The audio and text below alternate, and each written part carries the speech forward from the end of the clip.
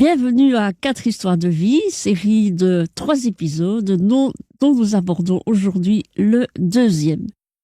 Nous sommes donc les Rainbow Ambassadors, représentants d'une association qui entend donner une voix et une visibilité aux seniors LGBTQIA+. Alors, comme lors du premier épisode qui avait pour sujet principalement le coming out, nous sommes réunis ici Priscilla, Baudouin, Gilles et moi-même, Denise. Alors, lors du premier épisode, nous vous avons parlé plutôt de notre jeunesse, comment s'est passé notre coming out, les réactions de notre entourage, les conséquences que cela a entraîné pour nous-mêmes et pour les autres. Et aujourd'hui, nous allons aborder un second chapitre qui a eu, pour certains d'entre nous, vraiment beaucoup d'importance, c'est le militantisme. Alors, Gilles, j'ai envie de commencer par toi, parce que je pense que parmi nous, c'est toi qui as la plus longue histoire de militant. Peut-être, je ne sais pas, mais... Donc, quand je fais mon coming out, juste avant de faire mon coming out à 32 ans, j'étais un militant marxiste-léniniste. Et le mouvement marxiste-léniniste m'a exclu, puisque j'étais homosexuel. Ah bon? Oui, à cette époque-là, c'était vraiment très mal vu. Et je me suis directement dirigé vers les associations, vers tel quel. Et quelques mois après, je militais pour la cause homosexuelle. Et tel quel, c'est là que nous nous sommes connus. Oui. Moi, j'étais une toute petite militante de rien du tout. Je ne me sentais pas vraiment militante. Et toi, tu représentais déjà pour moi, waouh, le militant qui était engagé à tel quel, à l'ILGA. Mais si. À l'ILGA. Ah, voilà. Mais oui, dans tel quel, il n'y avait personne qui parlait l'anglais. Il n'y avait que 2 personnes, Pierre et moi, qui parlaient l'anglais. Et donc, du coup, on devait aller à toutes les conférences de l'ILGA. Et on a milité dans l'ILGA, International Lesbian and Gay Association. Et c'était formidable. Oui, je me souviens, entre autres, d'une espèce de congrès, en fait, où tu as animé certaines parties. Ça se passait à Anderlecht, c'était extraordinaire. Moi, j'avais jamais imaginé que les homosexuels pouvaient tenir un congrès. C'était vraiment absolument fabuleux. Et toi, Priscilla, tu es venue plus tard à la militance, je pense. Oui. C'est-à-dire qu'avant d'être militante chez les Rainbow Ambassadors, et avant de faire mon coming out, j'ai milité, entre autres, contre un promoteur qui voulait miter la forêt herbemontoise. Et en fait, quand j'ai commencé à chercher de l'aide et à vouloir aider aussi les personnes LGBTQIA+, et surtout T, évidemment, dans mon cas, j'ai d'abord été chez tel quel, encore, One Stop Shop. Et donc là, on m'a recommandé de prendre contact avec une femme transgenre liégeoise qui m'a donné quelques bons conseils. Puis j'ai trouvé Genre Pluriel, et là, je me suis beaucoup impliqué chez Genre Pluriel. Et puis après, en fait, j'ai quitté Genre Pluriel, mais entre-temps, j'avais trouvé les Rainbow Ambassadors, chez qui j'ai l'occasion de participer à beaucoup d'activités, de faire des formations. Et puis, dernièrement, j'ai même organisé chez tel quel, dans le Cercle des aînés, un arpentage d'une BD qui s'appelle Peau d'homme. Et c'était super. Et donc, je vais encore proposer ce genre d'activité, qui est une activité de militance, pas dans la rue, mais qui est quand même une activité, je vais dire, d'éducation populaire. Et toi, Baudouin, tu as passé de militant? Oh là là, c'est moi un militantisme doux, je veux dire, parce que je suis né dans une famille classique, entre guillemets. Et puis, j'ai commencé par, quand j'ai fait mon coming out auprès de ma femme à l'époque, j'ai cherché alors à retrouver des gens qui étaient de mon bord, dans des groupes de sport, le style BGS par exemple, ou un autre groupe comme ça pour le sport. On avait une activité qui était à la fois sociale, mais des gens gays, voilà, comme nous. Et puis après, Ma femme qui m'a dit un jour, écoute, on va aller à une Gay Pride. Et je dis, ah bon, c'est quoi? Et la Gay Pride de Bruxelles. Et c'était une des premières. Alors ça date d'il y a combien de temps, Gilles? 96. C'était en 96. La première à Bruxelles, c'était en 96. Voilà. Et on devait être 120, je crois, participants. Moi, je me rappelle du chiffre de 120. Et c'était tout petit. Il y avait quelques... Ah, mais alors, c'était plutôt... C'était encore... en 80. Ah en oui, 80, c'est ça. eh ben, il y a Parce eu que moi, je me rappelle qu'il y a plus de 40, il y a près de 40 ans. Donc, C'était... ça ne s'appelait pas encore Pride ou quoi, ça s'appelait de Homo and Lesbian Dag. voilà. Et c'était en 80, et il y avait à peu près 150 personnes qui participaient à ça. Et c'est Caroline qui m'y a amené avec les enfants. Voilà, c'était mon premier acte de militant, entre guillemets.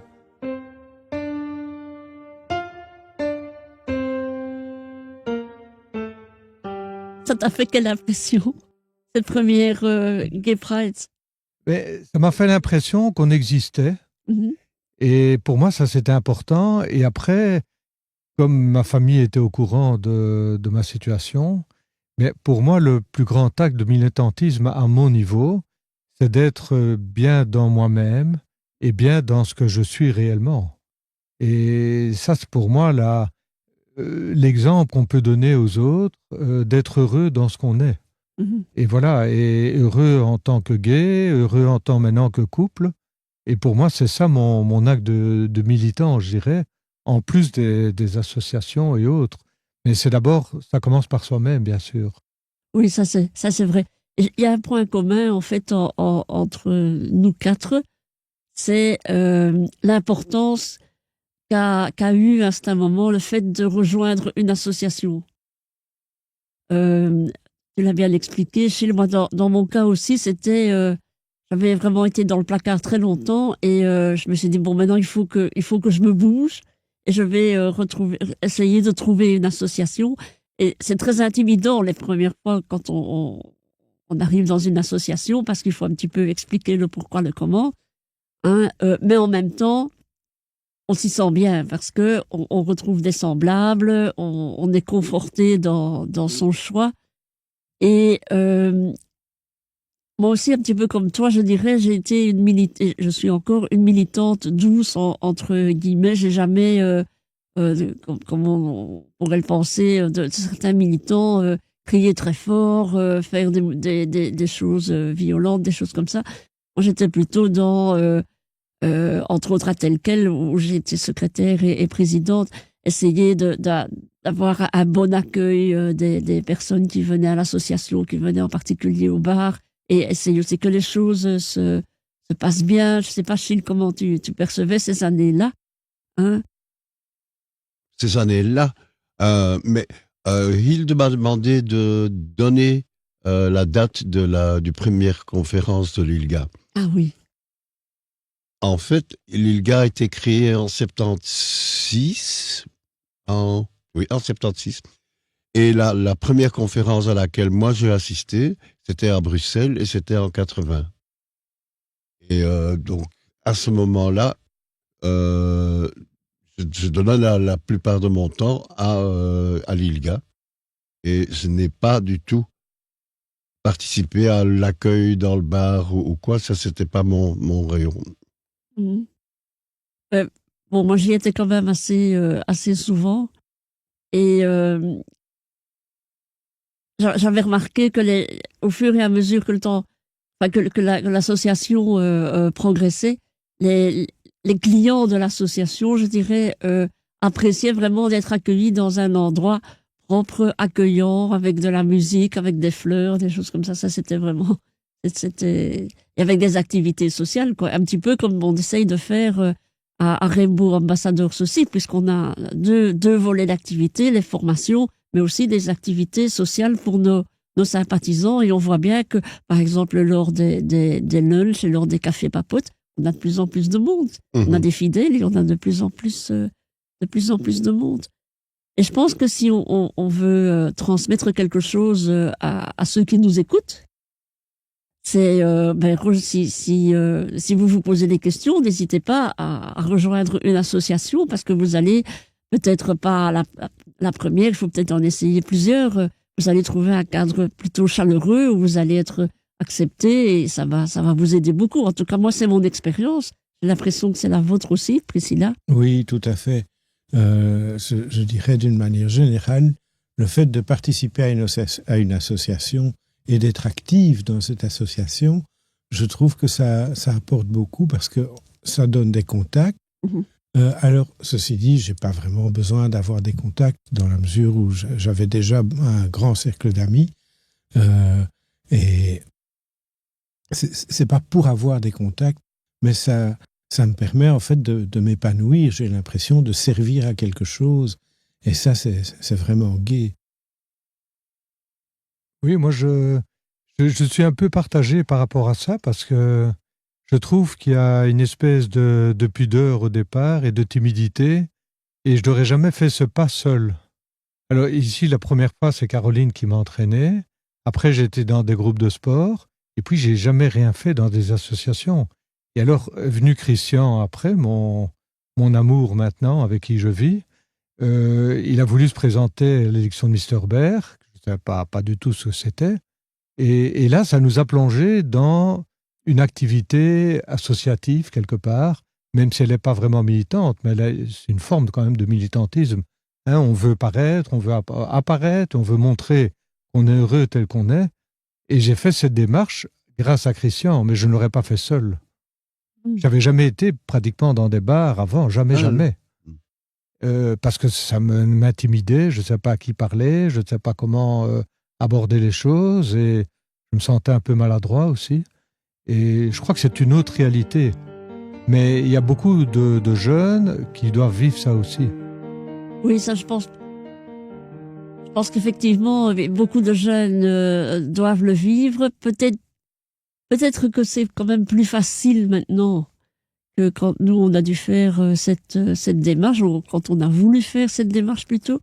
Mais je pense qu'il y en a encore beaucoup pour qui ça représente une étape importante et un effort à faire. Bon, je connais pas beaucoup de jeunes autour de moi qui sont dans le cas, peut-être l'un de vous. Oui, moi je connais déjà. Je connais beaucoup de transfemmes, en fait, de femmes transgenres jeunes qui sont en âge universitaire typiquement, dans le groupe Transfemme Belgium, dans le groupe FAST, etc.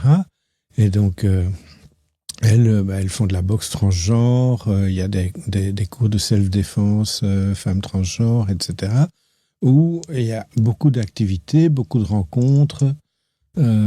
C'est chouette c'est chouette aussi, hein. Donc là, moi, je suis un petit peu moins dans le mood parce que j'ai plus la forme à mon âge pour sortir jusqu'à 3h du matin comme elles font, mais bon, ça c'est autre chose.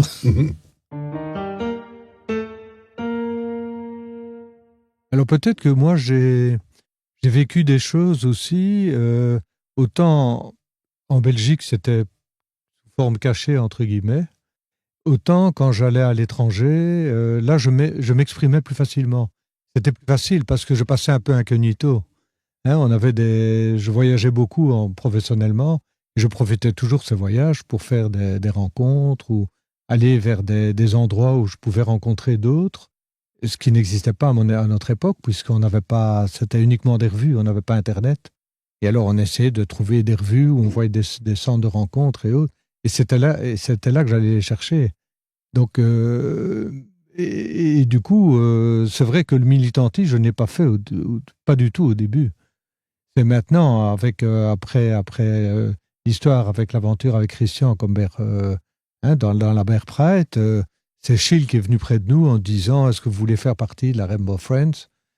en parlant de Christian, comme ex-Mister Bear. Et voilà, moi j'ai suivi le pas. Et puis je me retrouve ici aujourd'hui. Très bien. Tu as prononcé Rainbow Friends, peut-être Chill, tu peux expliquer ce qu'est Rainbow Friends? Oui, les Rainbow Friends, c'est une association qui veut soutenir, aider des associations qui organisent une Pride ou qui organisent un festival dans des pays où c'est vraiment difficile, voire impossible de l'organiser. Et donc, on fait des activités pour avoir de l'argent, pour avoir du soutien, et on participe à des rencontres internationales pour élaborer cette solidarité. Mais vous êtes aussi allé, je pense, à certaines prides, il me semble, Oui, en Bulgarie ou en Bulgarie. Voilà, et ça s'est passé comment? Parce que dans mon souvenir, c'était quelques semaines après qu'on ait démoli le bureau associatif.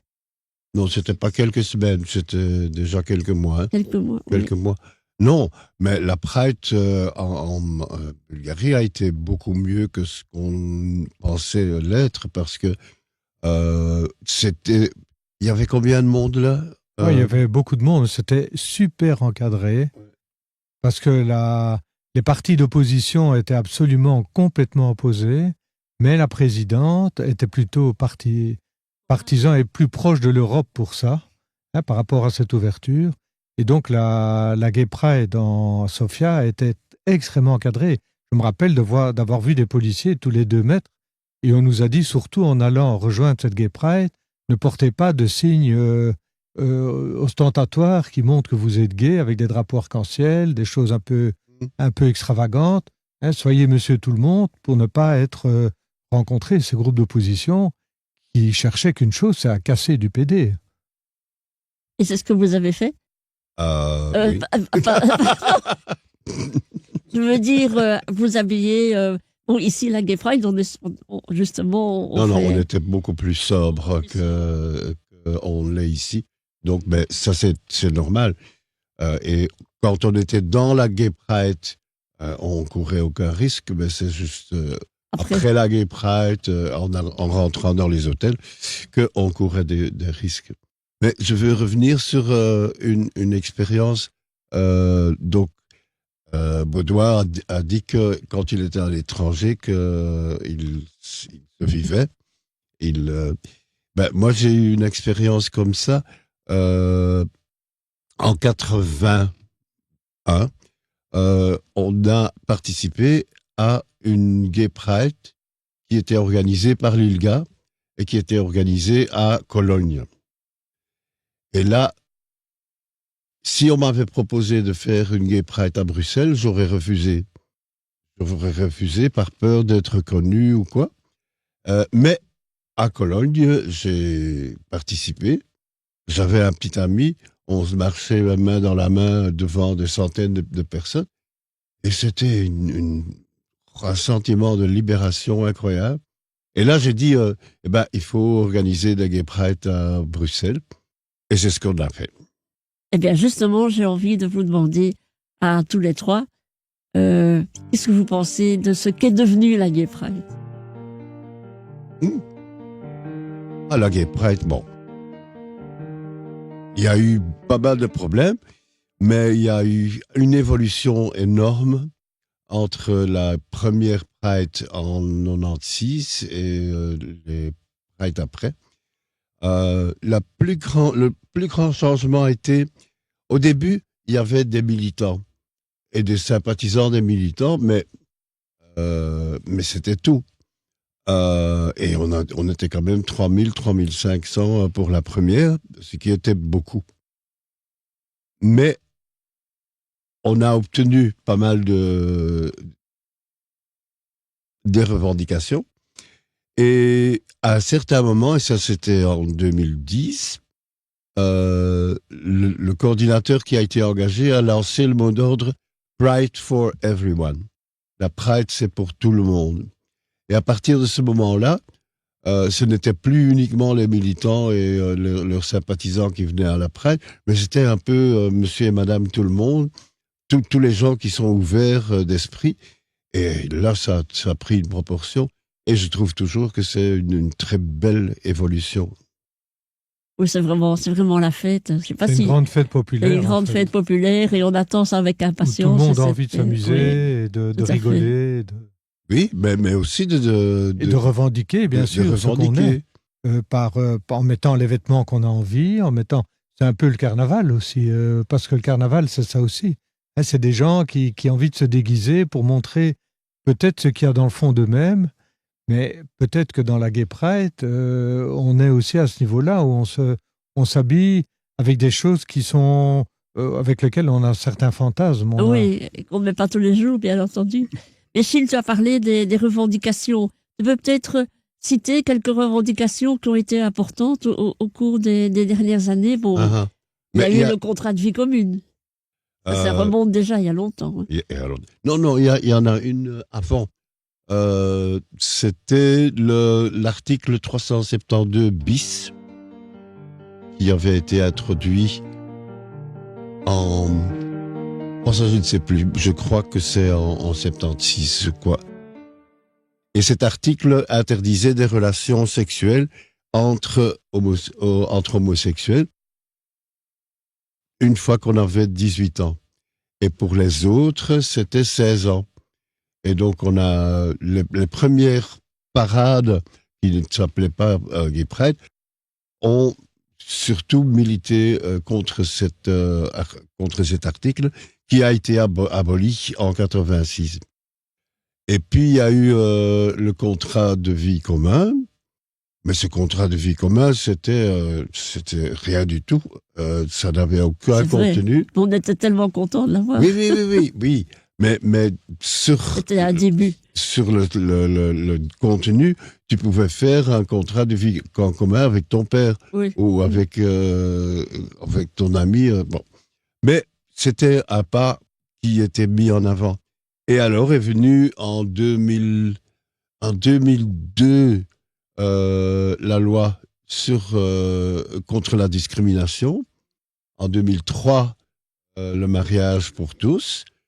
Sauf que on pouvait pas encore adopter et on pouvait se marier avec un étranger d'un pays où le mariage pour tous était autorisé. Et ça voulait dire qu'on pouvait uniquement se marier avec les Hollandais parce que il y avait que la Hollande, les Pays-Bas où c'était. Et puis en 2006 ou 2007, je crois, l'adoption a été ajoutée et donc le mariage est devenu une réalité concrète. Et puis beaucoup plus tard, en 2016-2017, il y a eu la loi sur les trans, sur les personnes trans, et la loi a changé et a éliminé pas mal de discrimination. Mmh. Mais donc, c'est quand même une évolution assez extraordinaire et que je pense beaucoup de pays nous envient. Hein, et il ne faut pas aller loin d'ailleurs pour se trouver des pays qui nous envient ou des pays qui ont embrayé le pas, mais beaucoup plus tard que nous. Et on peut dire que finalement, toute cette évolution, c'est un petit peu, je dirais, suite à des actions de tas de militants, de gens qui ont eu des introductions au niveau politique aussi pour faire pression. On a eu beaucoup de chance ici en Belgique d'avoir quand même une bonne audience dans certains milieux politiques. Ça nous a quand même beaucoup aidé pour développer nos associations, pour faire aboutir des projets. Eh bien, je pense que nous arrivons tout doucement au terme de ce podcast. Je ne sais pas si vous voulez encore ajouter quelque chose. Je pense que les coming out qu'on fait, des grandes personnalités aussi, a fort influencé. Tout à fait. Fort influencé, disons, la marche des choses et a fait prendre conscience au milieu politique et à monsieur tout le monde que c'était une réalité et qu'on ne pouvait pas la contourner comme ça. Tout à fait. Plus alors aussi le coming out de certaines personnalités du show business et des milieux, je dirais, plus culturels. Hein. Ça a aidé beaucoup. Eh bien, nous voilà donc arrivés au terme de ce deuxième épisode de 4 histoires de vie. Donc aujourd'hui, le thème, c'était le militantisme et nous étions donc 4 Rainbow Ambassadors, militants de l'association Rainbow Ambassadors, qui est une association qui entend donner une voix aux seniors LGBTQIA+, groupe souvent invisibilisé et oublié.